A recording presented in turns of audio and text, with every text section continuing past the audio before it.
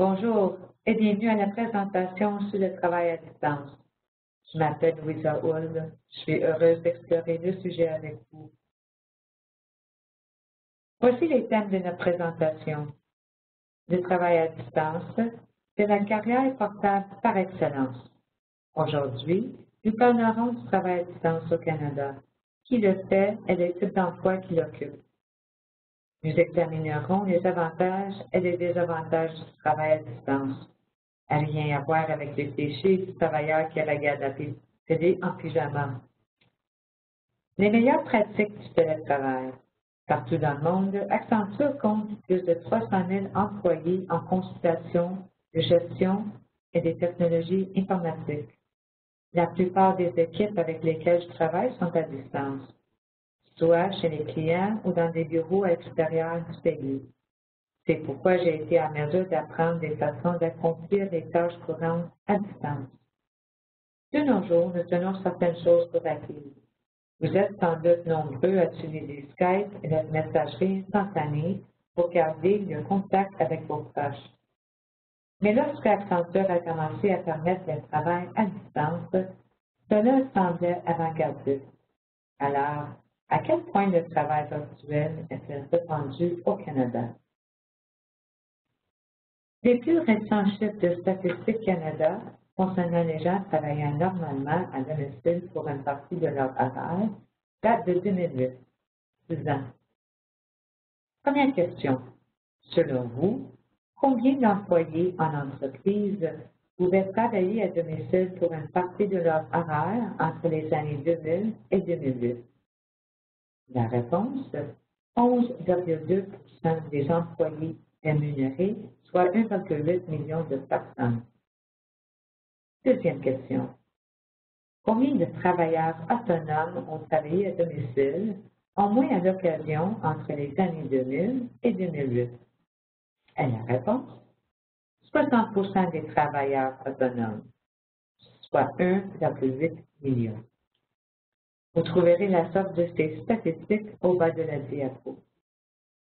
Alors, il y a 6 ans, 1,8 million d'employés et 1,8 million de travailleurs autonomes travaillaient à distance pour au moins une partie de leur horaire. On parle d'une moyenne globale d'environ 19 % des Canadiens qui sont en mesure de travailler à domicile. Je crois que cette statistique serait plus élevée aujourd'hui avec les arrivées des nouvelles technologies et de l'évolution de façon de voir le télétravail. Qu'en pensez-vous? Avez-vous des commentaires à partager? Alors, qui sont ces gens qui travaillent à distance au Canada? Il y a de nombreux métiers offrant la possibilité de travailler à distance. Le magazine American Military Spouse propose un excellent article en ligne sur les stratégies pour choisir le travail portable. Où seriez-vous plus susceptible de les trouver? Si vous cherchez un emploi permettant le télétravail, vous aurez plus de chances du côté des grandes entreprises que des PME. Les compétences recherchées seraient en technologie, en gestion et en communication. Les types de rôles sont dans les domaines de la formation en ligne, des ressources humaines, de la comptabilité, de la traduction, de la rédaction et de l'édition, de la conception web, de la création, de la vente, du service clientèle. À droite, nous avons les secteurs offrant le travail à distance, selon un sondage mené en 2013 par BMO. Vous pouvez constater que les emplois de type code blanc, en affaires ou en finance, sont mieux adaptés au travail à distance que les emplois de type code bleu en fabrication, en agriculture ou encore en service, comme les secteurs de la santé et du bien-être. Le télétravail exige un changement du modèle de travail. C'est-à-dire que votre rendement sera mesuré en fonction des résultats et non sur votre présence dans un espace en particulier pendant une durée déterminée. Pour en savoir davantage sur les tendances en matière de télétravail, voici quelques ressources. Les ressources comprises dans le matériel seront accessibles après l'appel. Le travail à distance comporte des avantages et des désavantages, et ce, tant pour l'employé que pour l'employeur. Voyons-en quelques-uns. Pour l'employé, des modalités permettant plus de souplesse pour planifier des activités. Elle élimine le temps de transport. Elle réduit les coûts de transport, de vêtements et de repas au resto. Beaucoup de gens affirment qu'il y a moins d'interruptions. J'ai l'habitude de travailler dans un environnement calme et silencieux. Maintenant, je dois utiliser des écouteurs pour mieux me concentrer. Fréquence réduite des congés de maladie et des absences pour les rendez-vous. Elle permet aussi de mieux équilibrer le travail et la vie personnelle et familiale. Des avantages possibles pour les travailleurs. Certains gestionnaires ne sont pas encore familiarisés avec le principe. Certains ont besoin de temps face en face. Événements sociaux, utilisation de vidéodiscussions, diminution du cercle social, distractions autour de la maison, lessive, etc. Établissez vos limites auprès des amis et des proches qui comprennent moins bien que vous travaillez, même si vous êtes à la maison. Avantage pour l'employeur et pour la société. Cette modalité réduit le bilan carbone de l'entreprise, réduit la superficie nécessaire pour le bureau et diminue le nombre d'usagers en voiture et dans les transports. Elle réduit les dépenses relatives à l'espace de travail et à l'équipement. Selon le rapport intitulé The Bottom Line on Telework, publié en 2011 par Workshift Canada, les employeurs peuvent économiser jusqu'à 10 000 $ par année pour chaque employé travaillant à distance pendant 2 jours par semaine. L'évaluation comprenait les bénéfices financiers de la diminution des charges indirectes, de l'absentéisme et de la rotation du personnel, et d'une productivité accrue.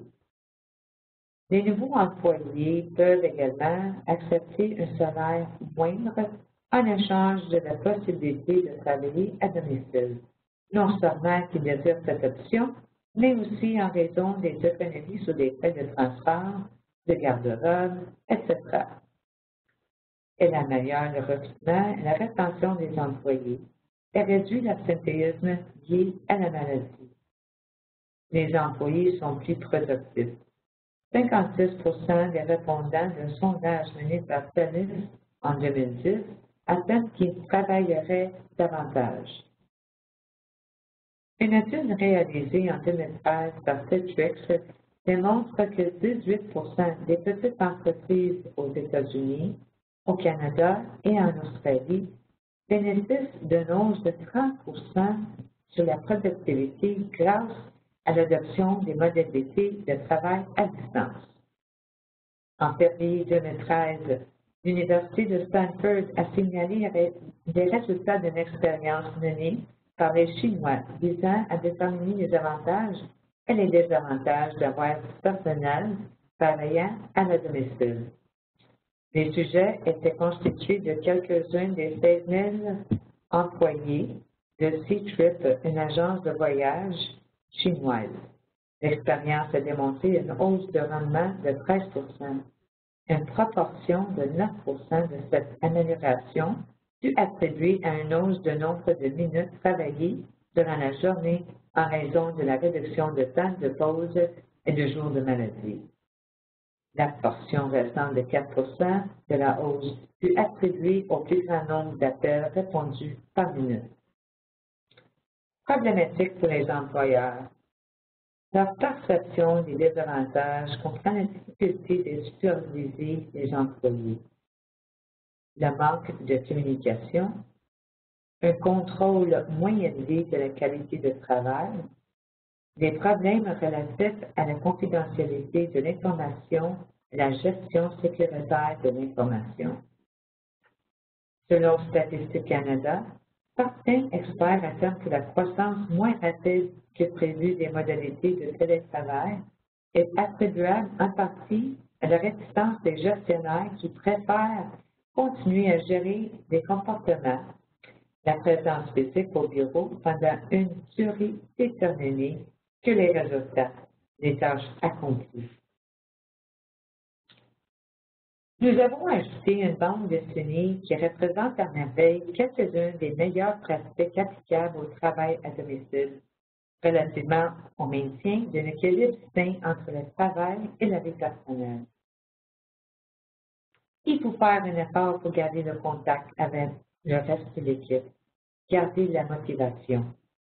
Habillez-vous pour le travail, même si vous êtes à domicile. Ne restez pas en pyjama. Réduisez au minimum les distractions personnelles. Si vous ne pouvez pas résister d'explorer le web, ce n'est peut-être pas le meilleur choix pour vous. Mettez l'accent sur les résultats, livrés et documentés. Entretenez votre réseau. Comme vous ne croisez pas les gens, vous devez les contacter pour vous tenir au courant de ce qui se passe. Établissez des limites et éliminez les distractions. Réservez-vous un espace de travail. Cela permet de mieux faire la coupure entre le travail et la vie personnelle. Travaillez selon l'horaire normal. Cette pratique professionnelle permet à tous de savoir exactement à quel moment ils peuvent vous joindre. Soyez visible, même si vous n'êtes pas là. Communiquez régulièrement, que ce soit des mises à jour de statut, des appels téléphoniques et des vidéos-discussions. Quand vous le pouvez, participez aux événements spéciaux au bureau, que ce soit les événements sociaux ou les journées de bénévolat. Participez aux comités sociaux au bureau. Aidez à planifier les célébrations des fêtes. Soyez disponible. Offrez une bonne perception. Déconnectez et sortez de la maison. Les travailleurs à distance doivent aussi se préoccuper de l'équilibre entre le travail et la vie personnelle. Occupez-vous à l'extérieur du bureau, même s'il partage la même adresse que votre domicile. Merci d'avoir été des nôtres. J'espère que l'information vous serait utile. Merci à Margaret McKenzie, coordonnatrice du programme virtuel du Centre de ressources pour les familles des militaires. Merci également à Arnold Vandenhoven, directeur de la présence sociale de l'entreprise d'Accenture, pour cette initiative et pour cette belle occasion. Merci et au revoir.